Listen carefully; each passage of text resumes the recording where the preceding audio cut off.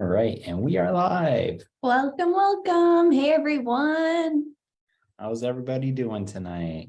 Happy Wednesday. It is Wednesday this week. That's nice. It is.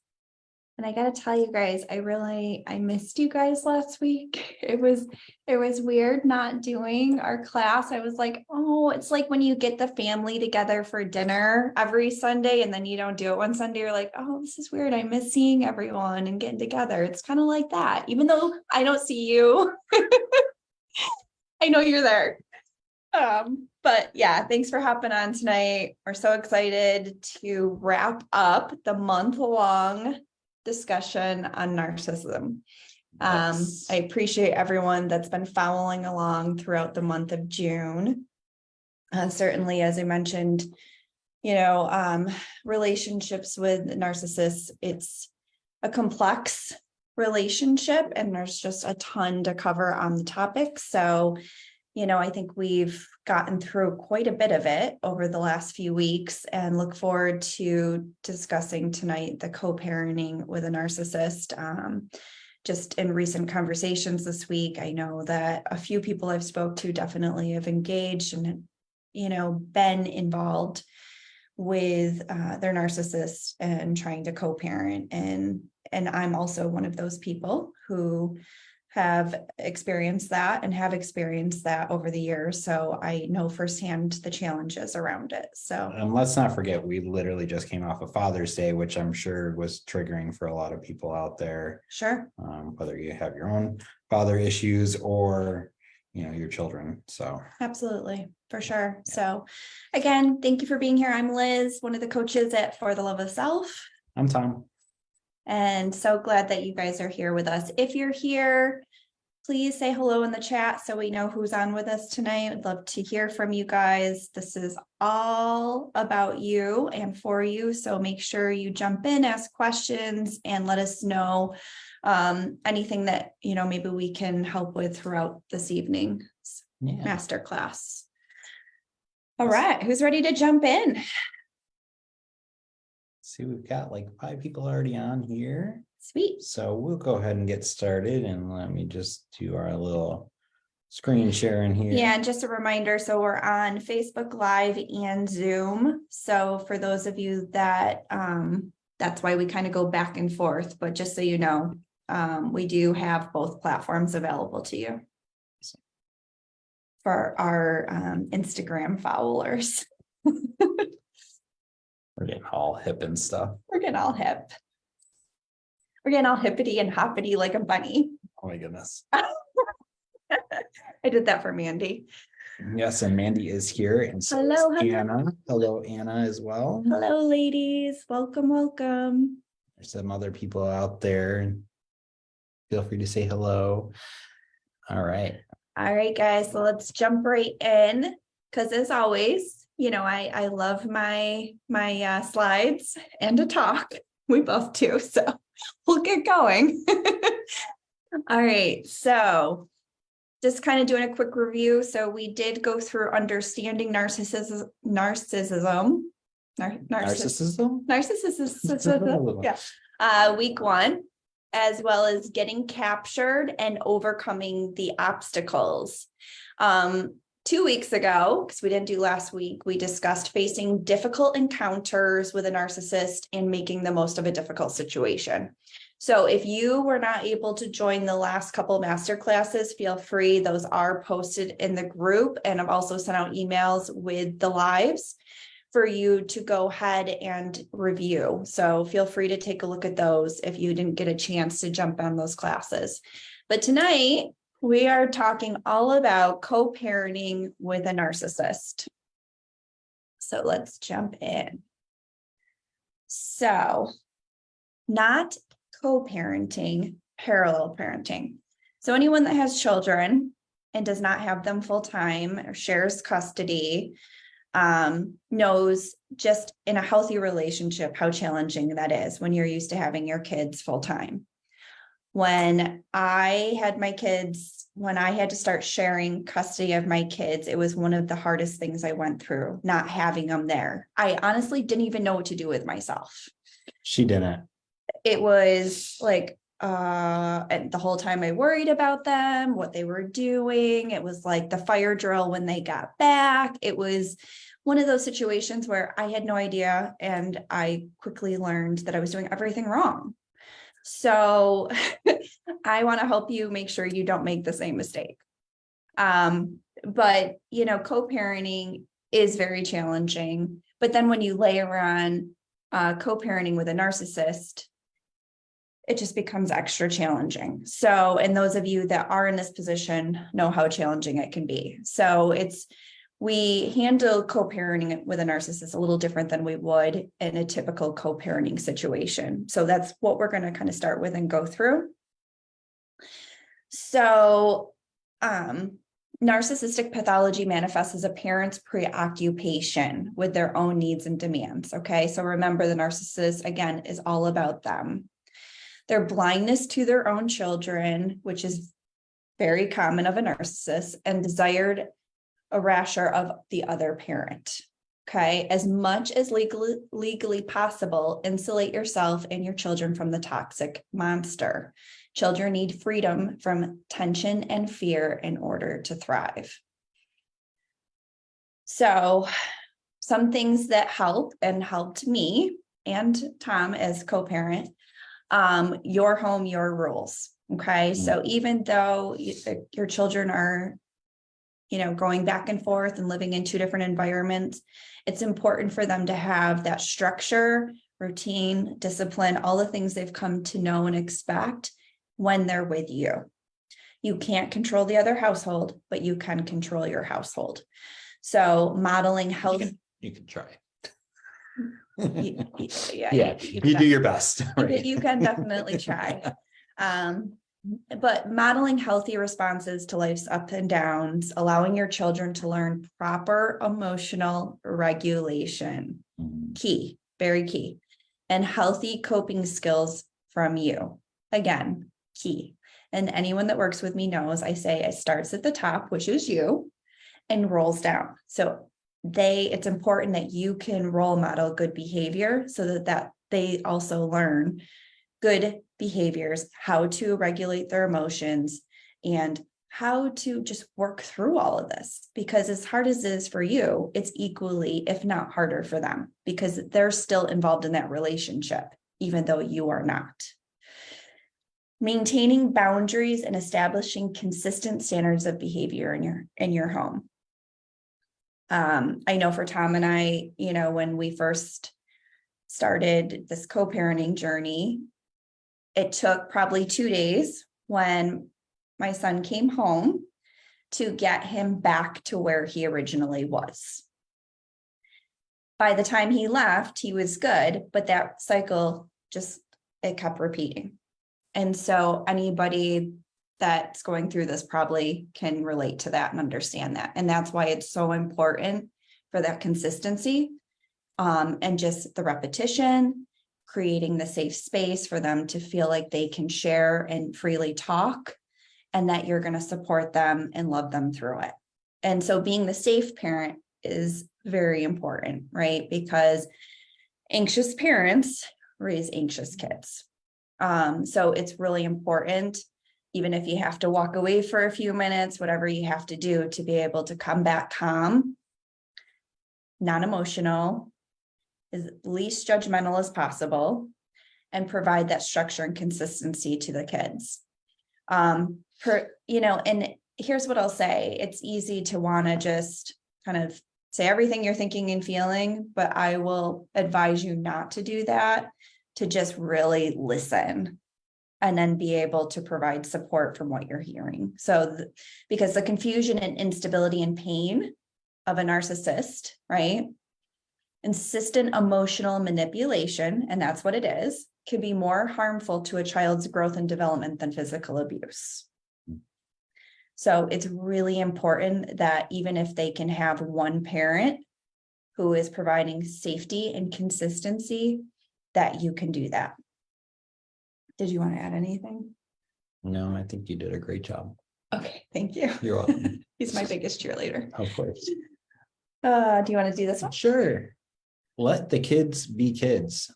Don't feel compelled to expose the other parent's abuse. Right. Do not feel compelled to expose the other parent's abuses. It's all becomes clear in time. Eventually, children grow up, develop an understanding of narcissistic abuse. There are few dynamics more toxic than exposing a child to constant drama, subjects beyond their maturity, and mental warfare. Children are not equipped to understand adult stressors and responsibility. Their focuses should be navigating the various child development stages they go through. So, this obviously varies by age, but even still, older children are very much subject to the same narcissistic abuse. And I mean, that's kind of what we went through with this co-parenting experience. The children were definitely a little bit older, and they wanted to take on some of the stresses from the parents, and it kind of even muddied the waters even more. So, again, it doesn't matter really the age. It's just going to have a different impact depending on how the age is. But the ultimate goal here is we want these children to be children, and we want them to not take on those things from the adults. Mm-hmm. Children often serve either as armor or as saviors for their parents in crisis. During times of instability in your family, do not burden your children with situations they cannot control. No one, least of all a child, should bear such a responsibility. Doing so promotes feelings of helplessness and insecurity in children, causing them to question their own strengths and abilities. Yeah, for sure. So it is important, the let the kids be kids says it all, right? I mean, just because our situations changed doesn't mean theirs should have to change, in the sense that, they still want to be kids. They still want to be loved. They still want to kind of have their same routines. They still want to maybe go out with friends versus go into one of the parents' houses. They, at the end of the day, that's their parents, right? It's their mom and their dad. It's all they've known. And just because you've decided to do something for yourself, different for yourself, doesn't mean that necessarily that feels the same for them. That's a process and a journey in itself. It's their relationship. It's separate than their relationship with you or you with your ex. So it's important to recognize that, because the kids are allowed to have that relationship with that parent, and they should be able to form their own opinions and judgments, and based on that, decide what's right for them. Okay. All right. Minimizing contact. So drama is draining. Mm-hmm. Drama is draining. So communication with narcissists, the more you can limit communication, the better. Beginning, end. Okay. So if you can do a text or an email, do it. If you can't and you have to talk, make sure you're keeping up those boundaries. You're staying firm. You're being consistent, concise, clear. Remember our 3 C's. Doing that repeatedly will not only help you, but it will also help the whole situation. Okay. Because a lot of the times, majority of the times, if narcissists don't get what they want, what do? They retaliate, right? Mm-hmm.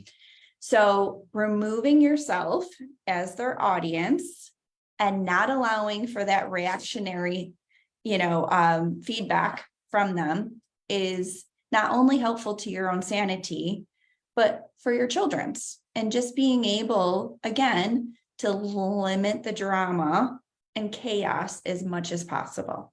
Okay, because that's how you can show up better for you and your kids, and that's how your kids can ultimately feel better. Before you go on from there, just another note here, in as far as minimizing contact when communicating with that co-parent narcissist, make sure that the communication stays strictly to what's relevant, right? So, yeah. Johnny's got soccer practice at 7 p.m. today, very, again, concise, specific. And then if the narcissist wants to bring in something that happened 3 years ago and starts to go down their rabbit hole, shut it off. close it down. Johnny's got practice at 7. Done. Yeah, yeah, absolutely. It's always got to go back to the kids and the co-parenting, right? So it's just about the kids. It's not about anything else. So that's a good point. So one of the most challenging aspects of parallel parenting, as we're calling it, okay, is when your child receives, I believe that's negative messaging Yes. about you from your narcissist parent, which is very common. And when that happens, what's the first thing we want to do? Oh, well, he thinks that. Well, let me tell you what I think. The best thing to do is not go there. Okay. If you need to, call your coach later. Great listener. Vent to me. You're good. Vent to us, vent to family, vent to anybody but your children. Okay. There are several keys to supporting your children in face of this blatant abuse. Your first instinct is to immediately defend yourself, right? It's just by nature. It's what we do. But instead, I want you to take a moment, again, deep breaths. If you have to walk away, walk away. Whatever you need to do to get yourself back in a good place as you can.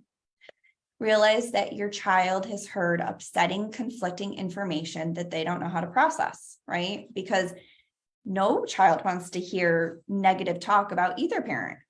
So when they do, that doesn't feel great. So the best thing you can do is validate your child's feelings by asking, are you okay?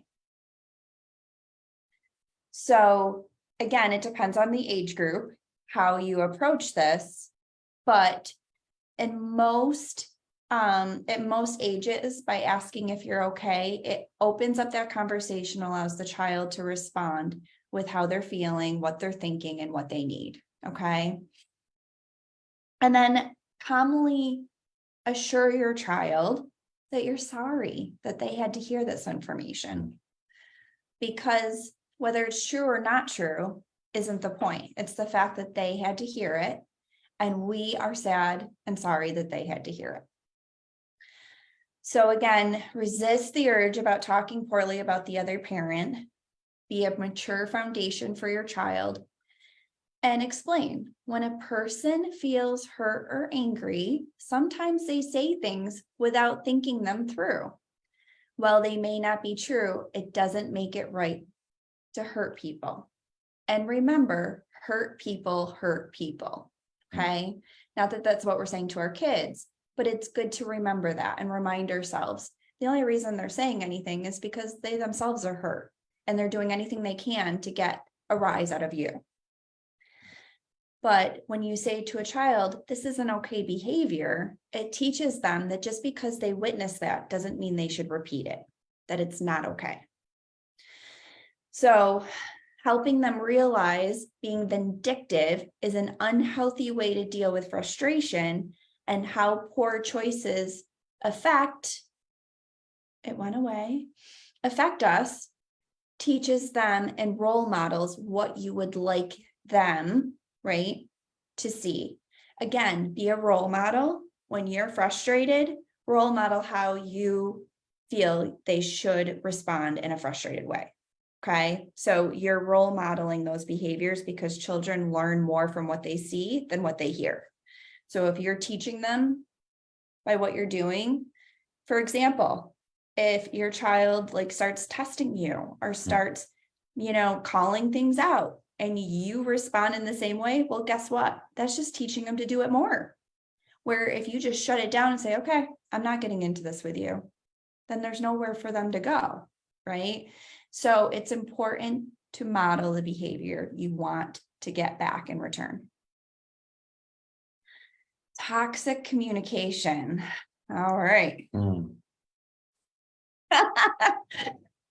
Despite your best efforts and personal boundaries, a narcissist may continue their emotional extortion by communicating in a toxic tone with you. Stay committed to a non-engagement. Do not allow the conniving narcissist to hijack and triangulate the children. which is a form of child abuse and will cause them to resent you both. So again, we talked about the gray rock. So if you didn't catch that, go back to, I think it was the first narcissist class that we did this month. And we talked more about that, and we can also email you more about that as well. Yep. Did you have something to add? No, sorry. Okay. You Just just my look like you nature, were I ready start to pounce. talking. No, Yeah, I it's know just- you do. I just It's like to okay. talk. It's okay. All right. So stick to the schedule, Elizabeth. Prevent complications by establishing a mandate of not deviating from the parenting plan. The narcissistic parent is accustomed to taking advantage of others by controlling everything and everyone. They will propose switching parenting time with an expectation of forced cooperation. In the best interest of you and your children, a consistent reply of "let's stick to the parenting plan" will prevent combative communication, arguing, and broken promises. Using this response sets a standard of respect and guards against faulty recollections and faulty expectations between parents. This boundary is empowering. It protects your vulnerabilities and your desire for things to be amicable. Yeah. So again, just going to the point, we don't want to engage any more than we need to with the narcissist co-parent. So the least contact we need, sticking to clear boundaries, sticking to parenting, really just kind of keep reinforcing that. Because the more you do it, the easier it gets for everybody, and especially you. The only thing I will just maybe put a little asterisk on the stick to the schedule. And again, it depends on the severity of the narcissist that you're dealing with. But let's say, for example, Father's Day was just now, and that maybe was not their weekend. That might be a place where if you're comfortable with making that kind of negotiation of, okay, you can take them this weekend or for that day, and be very specific if they're going to go for that day. This is when you can pick them up. This is when they have to be back by, so again, keep it very, do you not agree with that? Degree? I think when it comes to a narcissist, you have to you got to dot your I's and cross your T's and keep very rigid boundaries. Obviously there's always going to be extenuating circumstances where, there might be some negotiation, but I would keep that as limited as possible. Yeah. Oh, of course. Yes. I have a lot of things I could say there, but I'm not going to. I'm just gonna go, nope. Yeah, we kind of lived that already. All right. So limiting kids' communication. Okay. So limit the number of phone conversations and texting your child has with the other parent while in your custody, and vice versa, barring emergencies, of course, but the best case scenario is no contact at all. Learning details about you and your life feeds the drama hungry narcissist. So I will say this is very true. A lot of the times, the narcissist wants to be the hero, wants to jump in and be like, "Oh, how are you doing? Is everything okay? What are you guys doing?" A lot of that is just for their own good, to get as much information as they can, because then it's just something to use against you. So your time with your children is your time with your children. Now, if you set up a routine where a child, might say goodnight and that's going okay, fine. But if anything goes awry, yank it. Okay. Because again, your time is your time. You get to make the rules and decide what's right for you. So unless you're suspecting anything isn't adequate, right, at the other household, it's best to give them space, same as you want when you have your children, best to give them space when they're with the other parent, okay? And I always emphasize this. Use this time not to clean the house and get groceries and do laundry and do everything that you have neglected for the week. Use this time, especially in the beginning, to rest, take care of yourself, do things that bring you joy and that are good for you. And I'll tell you why. Because when you first get to the point where you're going through this process, You are going through a lot emotionally, physically, every sense of the word, right? Your body is transforming. It literally is. And you need to preserve as much energy as you can. So when you have the time, take the time, take a bath, read, go for a walk, talk on the phone, do the things that feed you and are going to help you with your energy. It's really, really important. I can't emphasize that enough. I will promise you the laundry will not go anywhere. No one is going to do it for you. The dishes will not go anywhere. Nothing will, it's not going to be the end of the world if your house is messy. Okay. It can get done tomorrow. If you are tired, rest. Control yourself. And when, if your spouse refuses to adhere to your mature communication, be committed to doing so anyway. It will drive them crazy. It's probably the best thing you can do. The only person you can control is you. They are going to try everything that you can imagine to get a rise, to get your attention, to get you to feel like you're crazy. And the best thing you can do is remind yourself that you are doing this because it's the right thing for you and for your children. Limit conversations with them and try to find a way to keep your conversations brief, clear, concise. Remember, clear, concise, brief, rigid boundaries. If you take the high road, your children might admire you for doing so. They also might not. They may also, being manipulated and might be like, oh, they might think you're the bad guy. It's not uncommon for this to happen either. And what I ask you to do in these situations is remember what you felt like when you were married to the narcissist, how mind managed you were. Okay. They're still in that. So of course they're going to still feel that way. And because of that, it's going to take them time before they can see anything any differently. So just try to remember that. But it's important for you to still do what you know is right to do. The day will come, I promise you, when they will look back and they will acknowledge that mom or dad behaved with such class, dignity, and respect, and how much they loved you. Halo, Allowed you to. Can you please get me the stuff in the dryer? Was right for you, provided you peace. I need it. Okay, they'll realize what gift you gave them, and they'll realize, that you were ultimately looking out for them. It's going to take time, but I promise you, it does come, and I know this from experience. My ex did anything he could to tear my relationship with my daughter. He pretty much alienated us from each other and, made him look like the victim and me look like the horrible person. And it was heart-wrenching. And I did everything I could to better my life and do better, but that wasn't visible to her. She couldn't see that. Now she can see things clearer, and we have a very good relationship, thankfully. But it's not uncommon for things like this to happen in those relationships. And it's very painful, but I promise you, just keep doing what you're doing, stay on course. You can get through it and it will get better. All right. So let me just move our faces here. I can't read all this up here. Okay.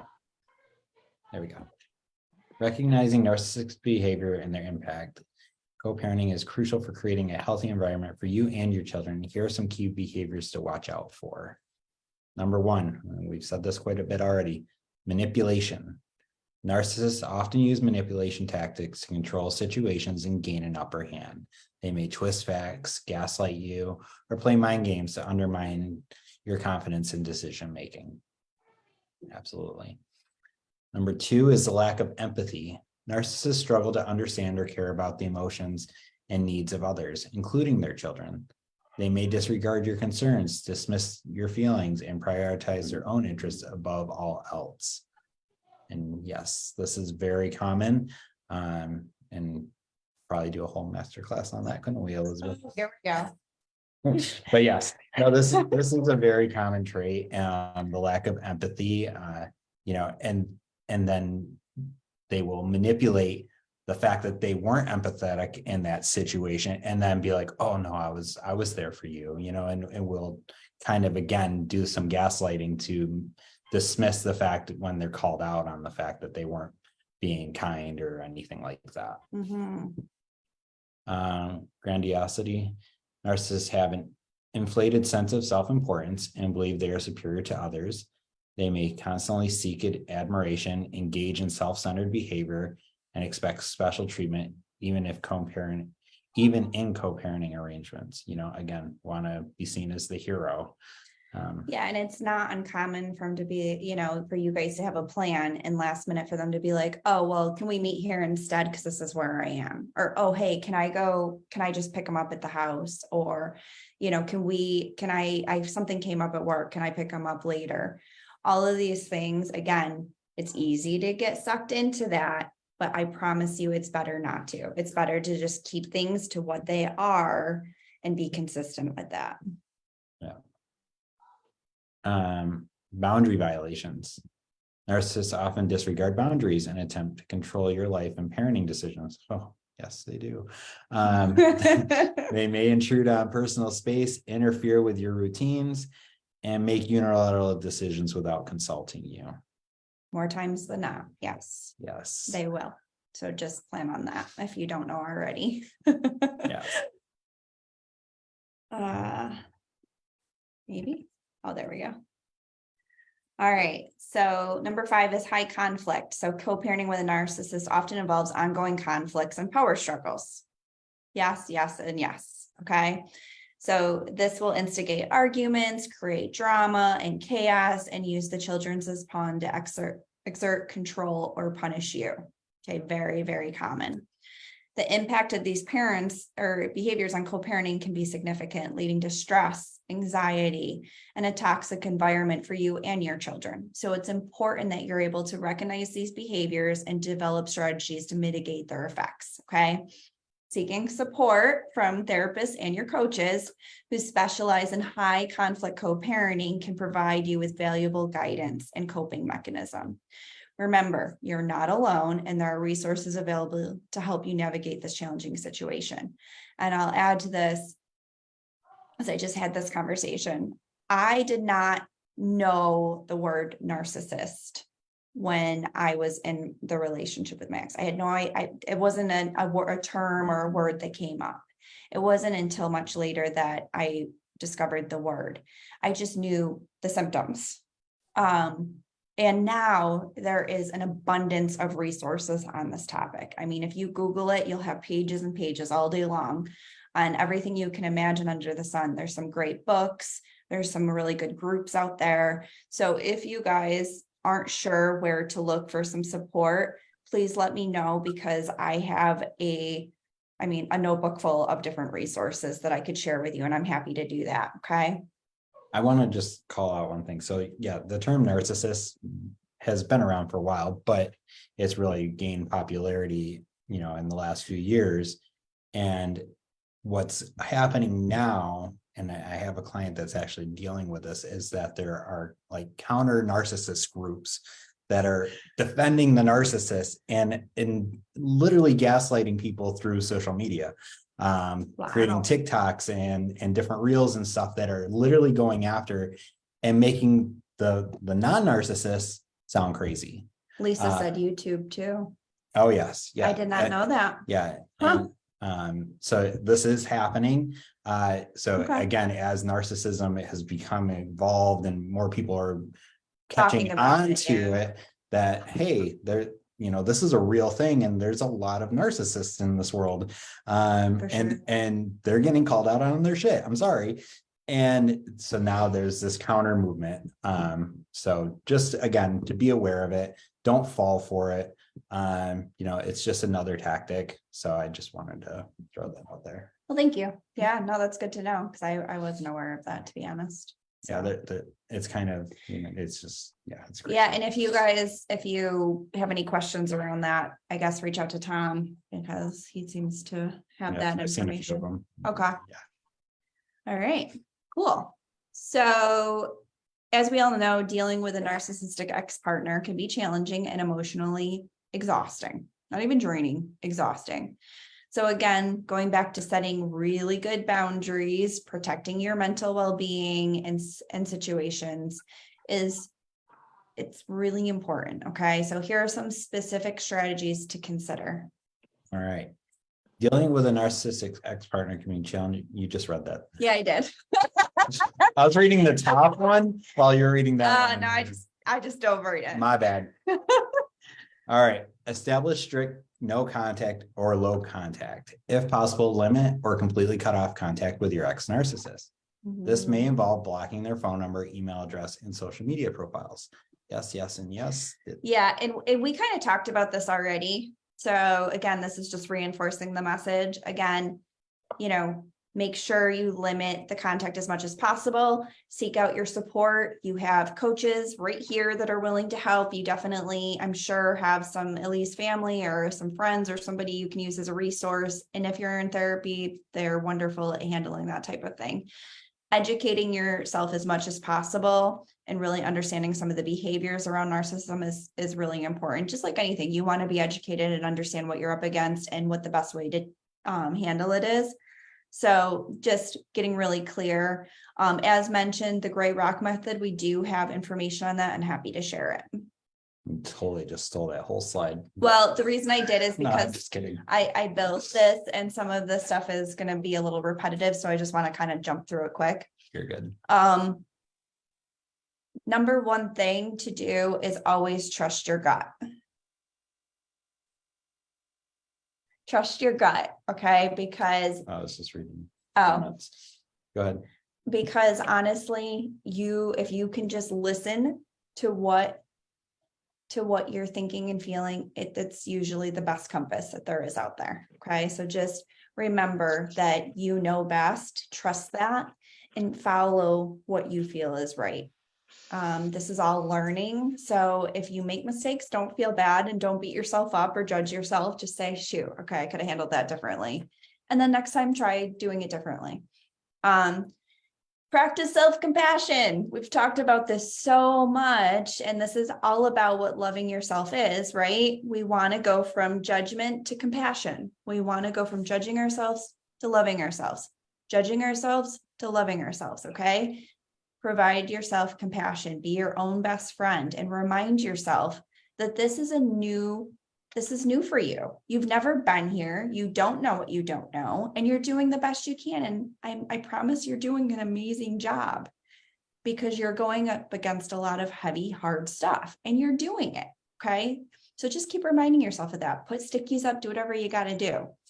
As we already mentioned, support network. It's crucial because you don't want to feel alone, right? And again, it helps to have things like this where you can bounce ideas off of each other, or you can have a network of people to ask questions to, or just be able to have someone to cry to or to talk it through with. Okay.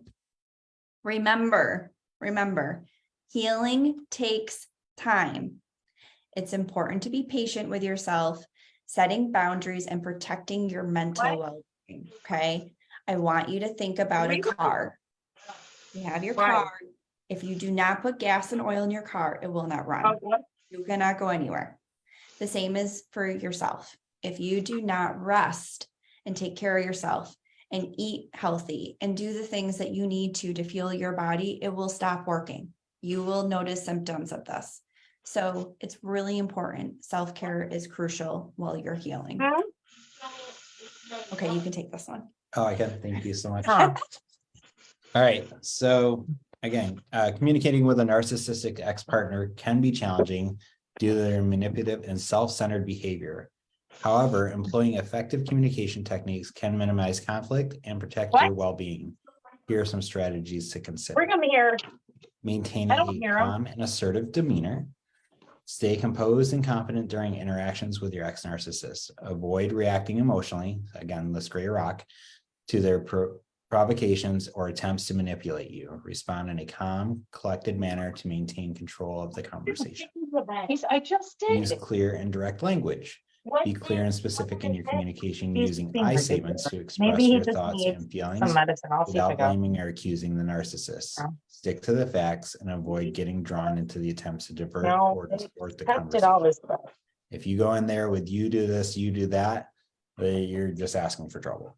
That's true for any relationship, for the True. record, but it's really Maybe important. one. Remember, you can only control yourself. So speaking from I will help mitigate any blow ups. Set and enforce boundaries. Establish and communicate your boundaries firmly and consistently. Clearly state what behavior is acceptable and what is not. Reinforce your boundaries by calmly and assertively reminding the narcissist when they overstep them. Be prepared to disengage or end the conversation if necessary. Yeah, and guys, I know I keep talking about boundaries, but this is crucial when it comes to narcissists, okay? So just as a reminder. Hey guys, can I just ask that everybody mutes their microphones? It seems we have some background noise, so if you could mute, I appreciate it. Hold on 1 second.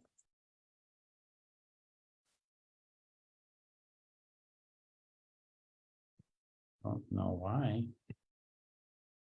It's Shouldn't- probably from Zoom. Yeah, but I don't think anybody's okay. Mandy, are we good?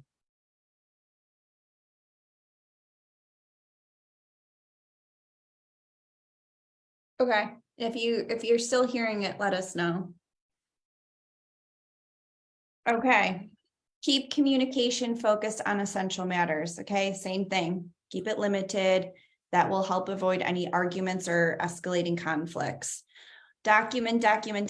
I know we've talked about this some too throughout the month, but it is important that you document everything, because by documenting, you have evidence and it helps you remember things, but it's so important. And if you can communicate through text messages and emails, that would be amazing, because then you have all of that there documented and proof, okay?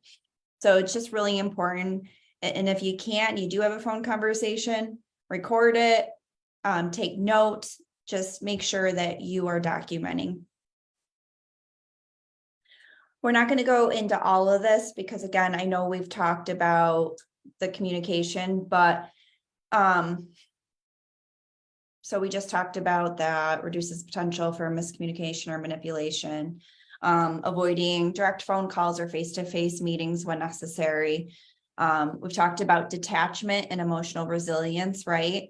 So detaching yourself from the narcissist in order so they can't manipulate you, and reminding yourself, okay, because what tends to happen is the more distance that comes between you and your ex, the more we forget about, you know, different patterns and things that have happened. And we tend to kind of like do this dreaming where we're like, all we remember is the good stuff. And then we think we're crazy. And so like, there's all kinds of things that are going on.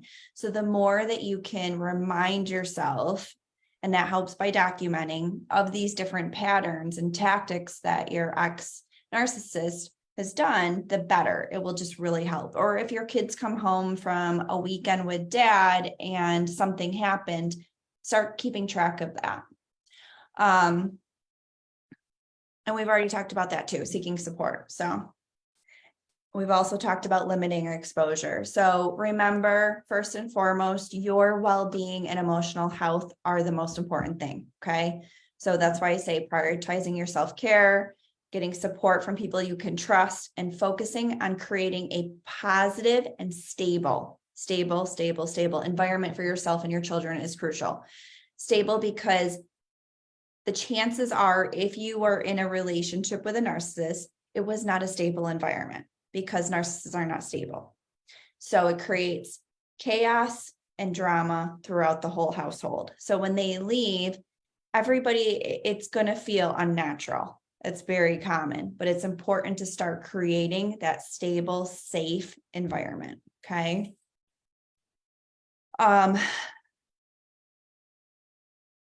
Talked about a lot of these too. The one thing I will say, you know, again, just keeping focus on the children. we want to make their needs the priority, ensure they feel loved and supported. And despite the challenging dynamics with your ex-partner, just reminding them that they're loved, that they can come and talk to you anytime, that it's okay to feel whatever they need to. It's not a bad idea if you do have smaller children and they're struggling to, also get them involved in therapy. But yeah, you want to make sure that you're providing them the support they need to get through this. We've talked about parallel parenting, meditation. This is another great tool, you guys, for just kind of being able to clear your mind, take some deep breaths, because let's be honest, when we're dealing with an unhealthy person, it creates a lot of anxiety with us.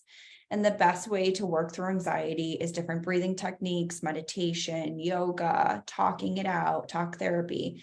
So, use those different resources and tools you have available to you to help you through this time. Okay. And while meditation is also important, so is mediation and professional assistance. Well, we've talked about that though. Okay. All right, so keeping emotions in check. All right, so it's important. We want you to be emotionally stable and resilient during interactions with your ex-partner. Okay, so as much as you possibly can be. Now, if you slip up or you don't handle everything perfect every time, don't beat yourself up. Again, this is new and you're learning, but recognize, okay, as you're going through this, recognize what you need, recognize what triggers you or what sets you off, because that will help you learn how you need to change course, or if there's things you need to do differently to protect your own self through this process. It's just important to realize their tactics and not engage in them. Again, practicing self-care, documenting, reaching out to professionals, okay? All of these things are really healthy coping and ways to help you through this process. We've done all of this. We're cruising, guys. We're cruising. All right. So here we be. I am thrilled to offer you guys a personalized coaching package designed to support you on the path of healing. Together, we'll navigate complex emotions, rebuild your self-esteem, and develop strategies to overcome lingering effects of narcissistic abuse. So here's what this includes. We will do an initial assessment, which will start with just really kind of understanding experiences, challenges, goals, and provide you a foundation for our coaching journey. Next, it will be healing strategies. So through this, we'll just provide you some evidence-based healing strategies tailored to your needs specific. These may include trauma-informed techniques, inner child work, cognitive reframing, and mindfulness practices. We'll work on rebuilding self-esteem. So focus on nurturing your self-esteem, helping you rediscover your self-worth and inner strength. And together we'll address limiting beliefs and creating empowered narratives for your support and your support for your growth and resilience. We'll teach you boundaries and self-care, how to establish healthy boundaries, right? And being able to just really understand what a good self-care practice looks like and how to include it in your regular routine and schedule. We will work together just to protect your energy, set clear boundaries, and prioritize your self-care. All of these included in your daily routine, right? And then lastly, empowerment for growth. Because as we progress, we shift our focus towards empowering you to create a future that is going to provide you the peace, the joy, the fulfillment, and the healthy relationships you long for. And I say this to everyone, when you heal inside out, everything outside gets better, right? When you love yourself, you can love others. When you trust yourself, you can trust others, right? So when you can start building those skill sets within, you notice not only does the relationship with yourself improve, but all your relationships improve. So as a bonus, as a part of this coaching package, you will receive personalized resources, exercises, and ongoing email support between sessions to provide guidance and accountability throughout your healing journey. So this is a chance to invest in yourself and take the first step towards healing and reclaiming your life. So for a limited time, this coaching package is available at a special discounted rate. and would love to embark on this transformational journey together. So if you are interested in coaching with us, please reach out, send us a DM. We would love to hear from you and love to hear how we can help. Anything you want to add to all that? Mhm. And as a reminder, this is the For the Love of Self relationship roadmap, right? And this is the 4-step process that we go through when we do this online program together.